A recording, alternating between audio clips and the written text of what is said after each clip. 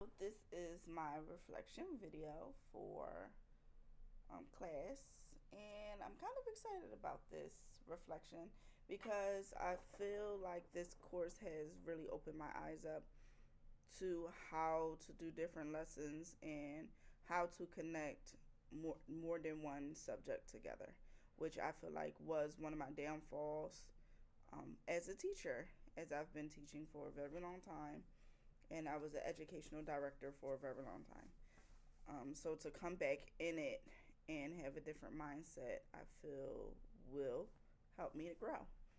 So I'm going to go down the list of questions. The first one is, how has your thinking about teaching math, science, and health changed throughout the course? So the beginning of this course, I immediately had the mindset like, how can you connect science and math, or how can you connect health and math? And because I teach kindergarten, it is so easy. So easy. Especially with science and math. That's an automatic. Because right now, although we're doing it virtually, we are talking about oil and water.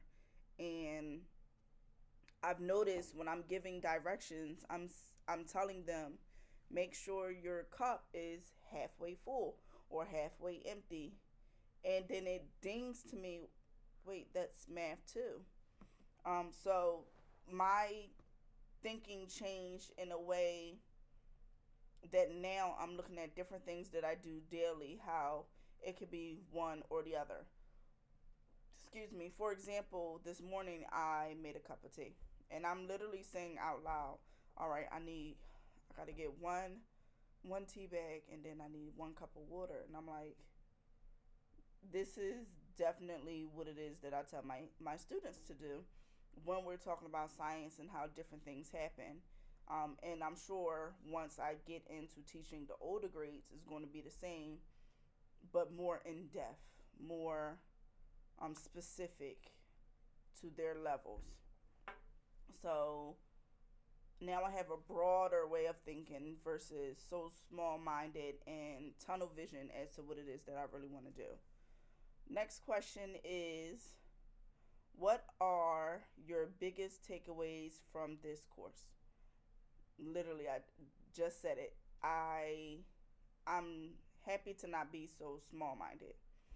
And that also opens it up for me to be able to take constructive criticism better because I better understand it.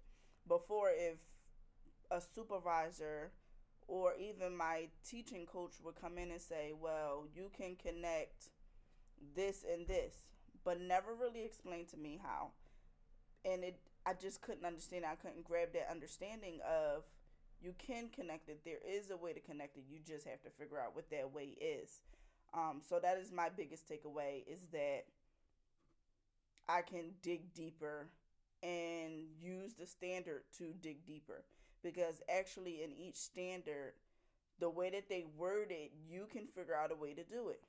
Same thing with, I use the counting teddy bears a lot in my classroom because my kids loved it. So I use that as science too. If I drop a teddy bear in the water, will it float? If I drop a teddy bear in the water, that's a hollow teddy bear in the water, will it float, or will it go all the way to the bottom?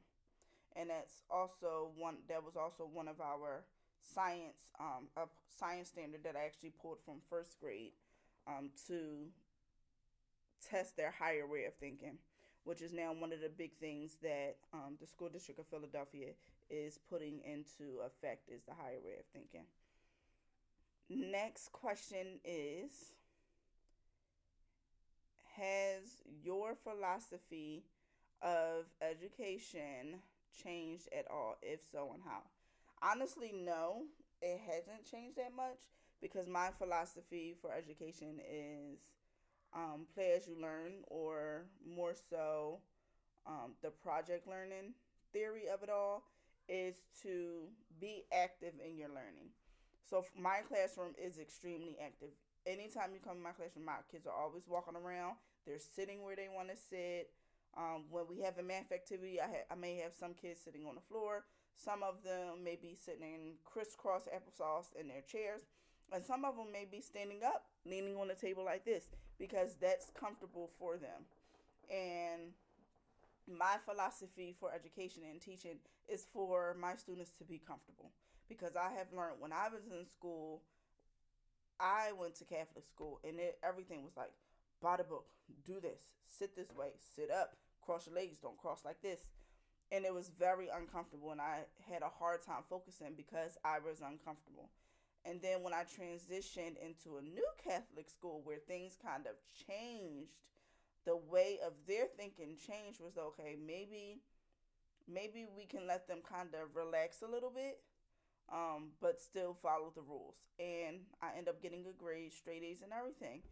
So that is my philosophy, and my philosophy is based on my experience as a student when I was younger that I could actually remember, and looking at my students today. So my philosophy is being comfortable and also play as you learn. A lot of things I do in my classroom is games.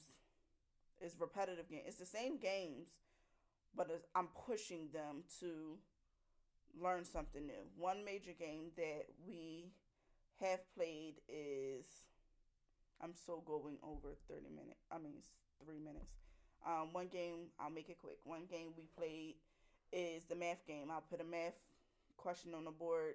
They're teamed by tables, and they have to figure out the math problem. Sometimes I might put up a math problem, 25 minus 12, and they have to figure it out. Now, they're only kindergarten. Now, 2 tables have done it all the time, but that's pushing them.